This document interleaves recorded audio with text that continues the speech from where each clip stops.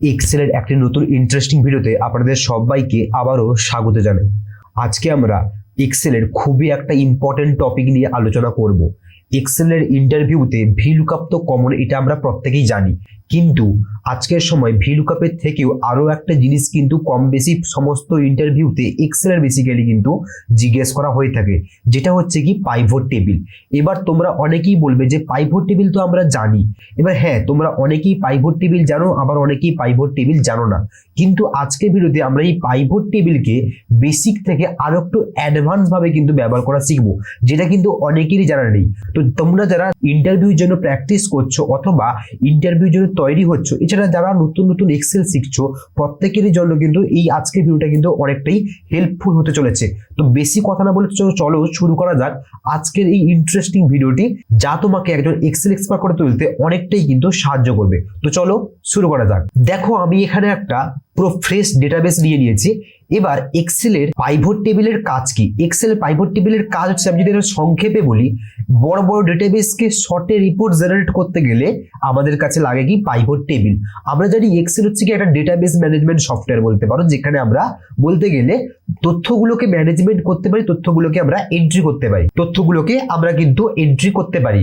তাহলে মোট কথা হচ্ছে কি, পাইভট টেবিল হচ্ছে এমন একটা সফটওয়্যার যেখানে আমরা বড় বড় ডেটাবেসকে শর্টে ম্যানেজ করতে পারবো। এটাই হচ্ছে কি পাইভট টেবিলের মেইনলি কিন্তু কাজ। তো দেখো, আমি তার জন্য এখানে একটা ছোট্ট একটা ডেটাবেস নিয়ে নিচ্ছি। আমার কাছে বড় ডেটাবেস নেই, কিন্তু পাইভট টেবিল কিন্তু সাধারণত বড় বড় ডেটাবেসে কিন্তু কাজ হয়ে থাকে। দেখো, আমার কাছে একটা ডেটাবেস রয়েছে যেখানে কি রয়েছে, product name, date, sales amount, region এবং সেলস পারসন দেওয়া রয়েছে। এবার এই টেবিলটাকে আজকে আমরা ম্যানেজ করা শিখবো পাইভট টেবিলে বেসিক টু অ্যাডভান্স কিছু নতুন নতুন টিপস এন্ড ট্রিক্স থাকছে আজকের ভিডিওতে। তো চলো শুরু করি। প্রথমে পাইভট টেবিলকে ইনসার্ট করার জন্য আমরা পুরো টেবিলটাকে এখানে সিলেক্ট করব। যে র ফাইল অর্থাৎ যে আমাদের ডেটাবেসের দ্বারা আমি পাইভট টেবিলটাকে ইনসার্ট করতে চাইছি, ক্রিয়েট করতে চাইছি, সেটাকে ফার্স্ট তোমরা কি করবে, এইভাবে সিলেক্ট করে নেবে। সিলেক্ট করার পরে তোমরা কি করবে, যাবে এই যে ইনসার্ট মেনু, এই যে ইনসার্ট মেনু এখানে অপশন রয়েছে, এই যে ইনসার্ট মেনু তো এইখানে তোমরা যাবে। এইখানে যাবার পরে তোমরা কি করবে, এই দিক করে একদম ফার্স্ট একটা অপশন পাবে পাইভট টেবিল বলে, দেখতে পাচ্ছ এই যে পাইভট টেবিল বলে একটা অপশন দেওয়া রয়েছে। এই পাইভট টেবিলে পরে ক্লিক করবে। পরে ক্লিক করার পর দেখো তোমাদের সামনে দুটো অপশন দেখাচ্ছে এখানে, from table range, from external data source. তো আমরা কি দেবো, ফ্রম টেবিল রেঞ্জ, এখানে আমরা ক্লিক করব। এখানে ক্লিক করার সঙ্গে সঙ্গে দেখো আমাদের সামনে একটা পপ আপ বক্স এখানে খুলে গেল। এখানে পপ আপ বক্সে কি বলছে, টেবিল রেঞ্জ। অলরেডি আমি যেহেতু টেবিলটাকে সিলেক্ট করে টেবিলটাকে এখানে ইনসার্ট করেছিলাম, পাইভট টেবিলে ক্লিক করেছিলাম, সেক্ষেত্রে কি হলো, অটোমেটিক্যালি কিন্তু রেঞ্জটা সিলেক্ট হয়ে গেছে। যদি তুমি এটাকে সিলেক্ট না করে এখানে পাইভট টেবিলকে ইনসার্ট করো, তখন কিন্তু তোমাকে এখানে রেঞ্জটাকে দিতে হবে। তো রেঞ্জ আবার অটোমেটিক্যালি দিয়ে দিয়েছে।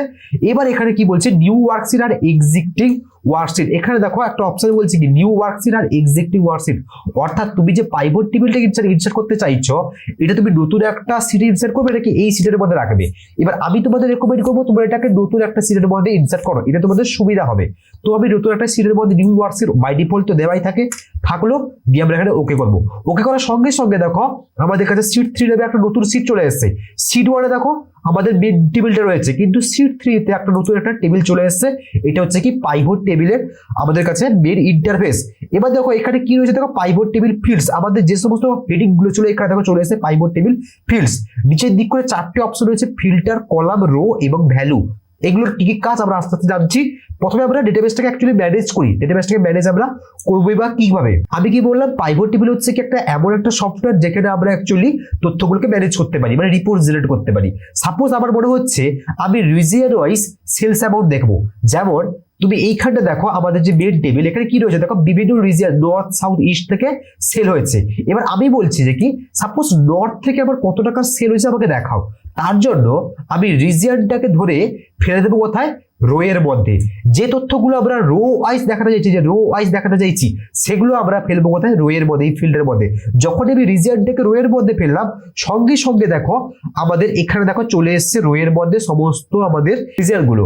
ঠিক আছে, এবার আমি এদের সেলস অ্যামাউন্ট দেখবো। এবার সেলস অ্যামাউন্ট একটা নাম্বার ফরম্যাটে থাকে, মানে এটা একটা ভ্যালু। তো এটাকে আমরা ধরে ফেলবো কোথায়, ভ্যালুর মধ্যে ফেললাম।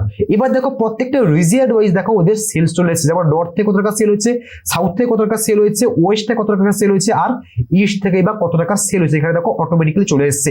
এছাড়াও তুমি যদি চাও যে কোন সেলস পার্সন সেল করেছে, তাহলে তুমি সেলস পার্সনটাকে যদি চাইছো কলাম ওয়াইজ, মানে এই কলাম ওয়াইজ শো করাবে, তাহলে তুমি সেলস পার্সনটাকে ধরে ফেলে দেবে কোথায় কলামের মধ্যে। এবার দেখো দেখাচ্ছে ইস্ট থেকে কে সেল করেছে অ্যালিস 1300 টাকার, নর্থ থেকে সেল করেছে জন, সাউথ থেকে সেল করেছে জ্যাড, ওয়েস্ট থেকে সেল করেছে জ্যাড। তাহলে দেখো দেখিয়ে দিচ্ছে এখান থেকে যে কোন সেল পার্সন কত টাকার কি সেল করেছে। এবার তুমি এই তথ্যটাকে ডেট ওয়াইজও কিন্তু দেখতে পারো। তবে এই ডেটটাকে ধরলাম, ফেলে দেবো কোথায় ফিল্টারের মধ্যে, এখানে ফেলে দিলাম। এবার দেখো এই তথ্যগুলো আমাদের কাছে শো করবে ডেট ওয়াইজ। আমি এখানে ডেটে ক্লিক করলাম। এবার ফিল্টার বারে কি আমরা স্পেসিফিক কোনো তথ্যকে একটু শো করতে পারি।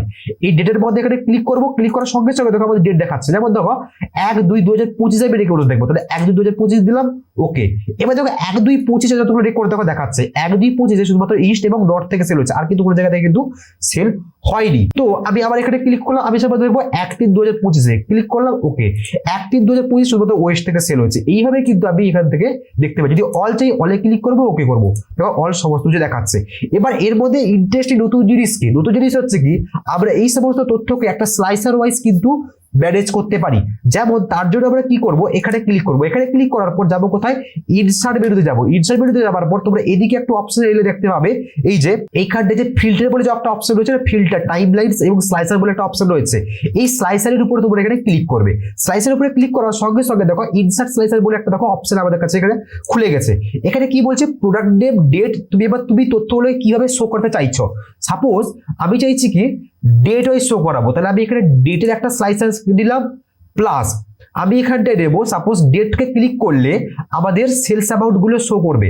সেলস অ্যামাউন্ট দিলাম এবং সঙ্গে সঙ্গে রিজার্ভ গুলো শো করবে, প্লাস সেলস পার্সন গুলো শো করবে। তো নিলাম এখান থেকে, ওকে করবো। ওকে করার সঙ্গে সঙ্গে দেখো ওদের নামে একটা করে দেখো স্লাইসার এখানে খুলে গেছে। এবার আমি কি করব, প্রত্যেকটা স্লাইসারকে অ্যাডজাস্ট করে দেবো।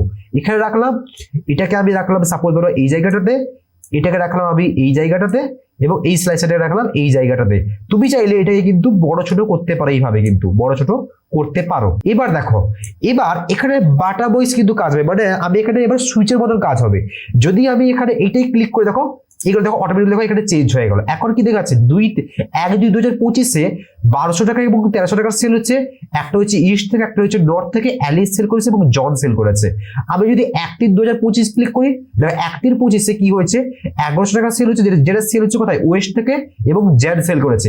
যদি আমি 1-1-2025 থেকে 1-2-2025 ক্লিক করলাম, কত টাকা সেল হচ্ছে, 1000 টাকার 1500 টাকা, নর্থ থেকে সাউথ থেকে, এবং জন সাইড এখান থেকে কিন্তু সেল করেছে।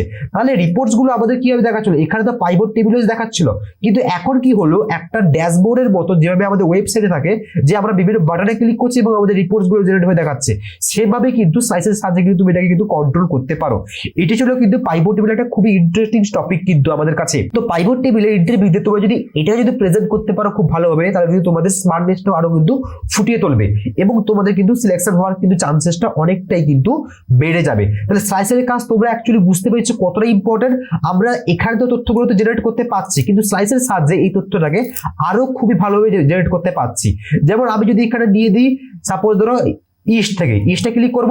ইস্টে ক্লিক করার সঙ্গে সঙ্গে দেখো ইস্ট থেকে অ্যালিস সেল করেছে, সেলস আমার কত 1300 টাকা সেল হয়েছে, এবং কবে সেল হয়েছে, 1-2-2025।